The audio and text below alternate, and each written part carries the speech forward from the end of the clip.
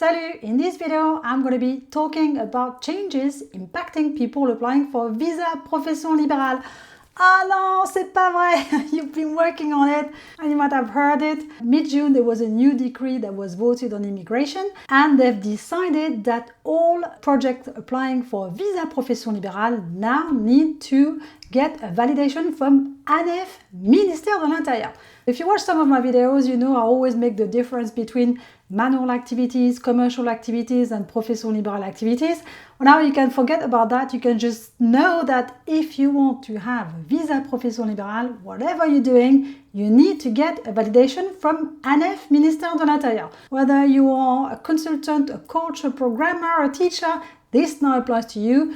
You need to get a validation from ANEF. To summarize, whether you want to open a gîte as a business, a retreat business, whether you want to be a photographer, whether you want to be a consultant, a coach, a programmer, all the ideas I've listed in my 100 business idea to freelance in France, all of those, you need to get a validation. And there will be three key impacts that you want to be aware of. The first one will be the impact on the quality of your dossier. The second one will be the impact on the visa application process itself. And the third impact will be on your timescale to move to France. Oh non, c'est pas vrai! Let's start with the first impact, the quality of your dossier. When you were applying for Visa Profession Libérale, you knew anyway that you had to write a business plan, financial plan over 3 years. You were preparing those elements anyway. But in reality, when you were handing those documents to TLS or the French embassy, behind it there was somebody flicking through the business plan but not looking into that much details, and people who actually are commerçants, artisans, so the photographers, the gîtes, the retreats, the hotels and so on. They had a business advisor looking at it. Now, the fact that any project needs a validation from ANEF, it means that the person reading your project is more likely to be a business advisor. Like me, when I was working for the Chamber of Commerce before, we spent our time reading at business plan, looking at viability.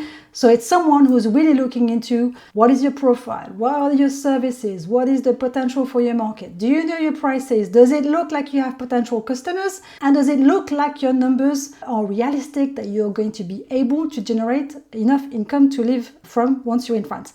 So really, when you prepare your project, think of it as if you were going to apply for 30,000 euros from a bank. You want it strong, you want to show that you know what you're talking about, you know your market, you have potential customers. If I compare to some of my customers for whom we applied for Visa Profession Libérale, but more like a photographer, gîte, retreat businesses, the kind of questions we tend to get from ANEF are very specific. So they could be about French-specific industry rules, they could be about regulation, they could be about cash flow projections, about the premises where you are, about your turnover projection. They really try to get an idea of, okay, is that realistic? Have you covered all the points? And does it look like you can make enough money? That's really what you want to cover in your business plan. And if you want my help with this, you can look at My French Business Visa, which is my course where I'm walking you through this process, and you will also have some one-to-one coaching. So I keep giving you feedback as you go along, and I kind of preempt the questions which I think could be raised. The second impact is on the visa application process itself. So I'm going to be sharing a drawing with you because I think it's always clearer. You might have seen this drawing from me before, but I've changed the order because now it's all Visa Profession Libérale. It's written here from the 18th of June 2025. ANEF validation for all projects, Profession Libérale, artisan, commerçant. So I talk about this and I talk about those 6 steps. Basically, you start preparing your dossier. When you prepare your dossier, this is when you're working in your business plan, your financial plan, your proof of savings. So you were doing this as a Profession Libérale anyway for the TLS appointment. But now the key step is this one. The second step, this is the approval from ANEF Ministère de l'Intérieur. Once you're ready with your project, you submit it to ANEF Ministère de l'Intérieur and you wait for them to give you a validation. And it's called avis favorable, which is favorable, or avis défavorable. And you will see that compared to the amount of work that you're going to be doing when you get the letter, it's very much of a letdown. You get the letter by email. First of all, you can't read it because it's written like in 1930s French. My customers tend to forward it to me to say, well, I can't read it.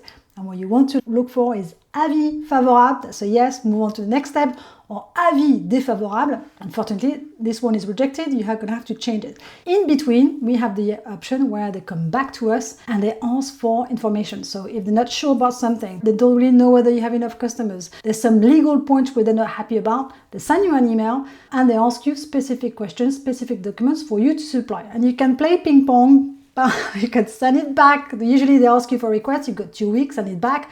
Once they're happy with the answers or they have the document, they make the decision. So that's validation from ANEF. Once you have the avis favorable, you move on to the normal step of preparing your visa application form with France Visa, booking your appointment with TLS or the French embassy based on where you are. And you kind of look at those two at the same time because, for instance, in the US, sometimes there isn't much availability at the TLS office where you are, so you might look at both at the same time to see which office is available so that you match the application form to the TLS office that you're going to go to. Once all is done, you will then go to the TLS or French embassy meeting, and on that day, you will hand over all your paperwork. So that's the business plan, financial plan, the approval from ANEF, and a few other documents. And you also hand over your passport, and then within 2 weeks, you get your passport back through the courier, hopefully with the visa inside. So you can see there's only one extra step, but the bad news is that extra step is going to take longer. And that's my third point that I wanted to share with you, that is going to lengthen the process. So you can see this is the extra step that you have to plan for.